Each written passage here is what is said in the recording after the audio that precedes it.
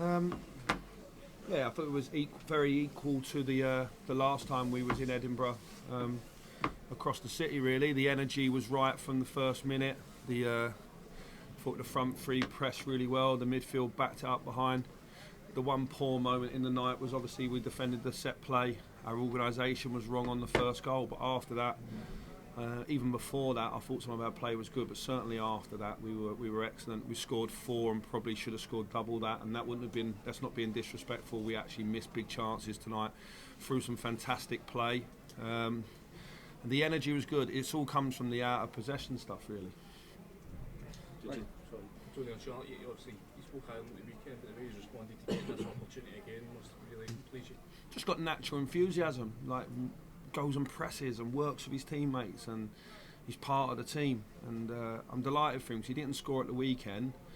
And his whole game's not about scoring goals. Some of his link play, some of his movement, but as I said, just he's infectious in terms of his energy. He's not been able to show me what he's had because he got injured before I come in. He's been playing bit parts here and there, but the last few weeks he started to look really fit. I've seen his personality come out in the group. I'm delighted for him. I thought him and Fashions, the front two tonight, looked really good. Ryan behind, I thought Todd and Nico, they got up to the game. Ryan Jack was outstanding. I thought it was a real top performance. You could probably see that by the way the stadium was at the end. Like the home fans obviously had left. So obviously we've been very dominant in the game. In terms of Tony, I mean, he's going to be here next season. We still don't know the future as well, Fredo. But is it worth giving Antonio that run in the team just to prove that he can be the number 9 for next year? Yeah, look, we've been working on something else behind the scenes in terms of the way that we want to play and the energy we want up the pitch and a different shape. But it's just finding the moment when, because we're in the middle of a busy schedule where obviously we won with 3-1 at the weekend, 3-0 up at half time. Tonight we've gone and scored 4 goals and we've got a big cup quarter final coming up. So although we're working on other things behind the scenes, at the moment what we're actually doing is very good anyway. So I think that's 7 away wins consecutive. It's not easy to do that, and all we can do as a team is keep trying to get better. Sometimes I'm a bit bemused by the beliefs not there, because when they actually play how I know they can, we look a very, very good team. You said this was one of your best performances, Michael. You're so fluid going forward. Are you going to tell your team, especially your forwards, that is the standard now for the rest of the season? Yeah, but we've had those conversations at different moments. At half time at the weekend we were very, very good. In the second half I was a bit bemused by the start to the second half. I reminded them of that at the start of at half time today, that we must start the second half better, and we did.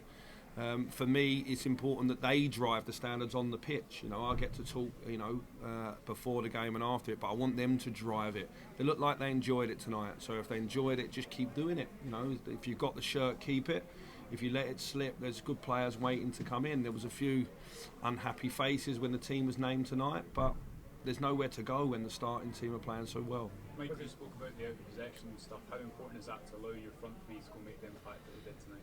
Well, away from home, when teams come for us and are open, and I thought Hibs tried to attack the game, if we're defensively strong and we regain the ball, we can regain it in interesting areas. We can go and punish teams, and I think that was maybe the story of the game, that defensively, as impressive as we were with the ball, it all came off the work ethic of the whole team, the whole 10 outfield players pressing, running, moving together, and we won a lot of the duels in the game, and it left Hibs a little bit vulnerable.